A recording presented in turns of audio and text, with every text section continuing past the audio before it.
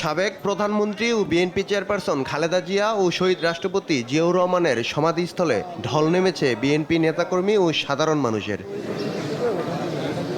বুধবার চিরশায়িত খালেদা জিয়ার কবর জিয়ারত ও শ্রদ্ধা নিবেদন করছে সর্বস্তরের মানুষ। তারা বলছেন, খালেদা জিয়া সবার মাঝে অমর হয়ে থাকবেন। উনি দেশের জন্য অনেক ভালো একজন প্রধানমন্ত্রী ছিলেন, সেই জন্যই ওনার টানে আজকে রাত্রে গাড়িতে এখানে এসেছি কবর জিয়ারত করার জন্য। তারা বাংলাদেশে একটা শোকের ছায়া নেমে এসেছে, আমাদের বলার ভাষা নাই।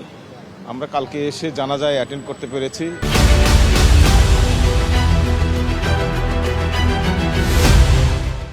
এটাই আমাদের কাছে আল্লাহর কাছে লাখ কোটি শুকরিয়া আদায় করি। এ সময় খালেদা জিয়ার কবর জিয়ারত করেন সাবেক স্বরাষ্ট্র প্রতিমন্ত্রী লুৎফুজ্জামান বাবর। বলেন, গণতান্ত্রিক সংগ্রামে খালেদা জিয়ার গুরুত্ব অপরিসীম, জাতি তাকে সবসময় মনে রাখবে। স্বাধীনতা সার্বভৌমত্বের ক্ষেত্রে আর অনেক ঘটনা আমার ভিতরে আছে, যেটা আমি দেখি, আমার অনুভূতির ভিতরে আছে।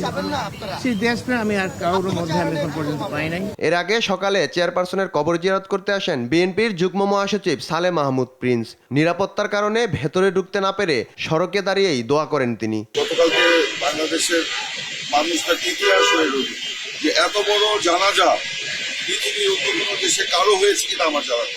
তিনি সকল কিছুর ঊর্ধ্বে, আজকে দল মত ধর্ম বর্ণ নির্বিশেষে সকলের ঊর্ধ্বে। বৃহস্পতিবার সকালে জিয়া উদ্যানের সামনের রাস্তা আটকে দিলেও বেলা 11টার দিকে ছেড়ে দেওয়া হয়। একই সঙ্গে সমাধির প্রবেশ মুখে জোরদার করা হয় নিরাপত্তা ব্যবস্থা।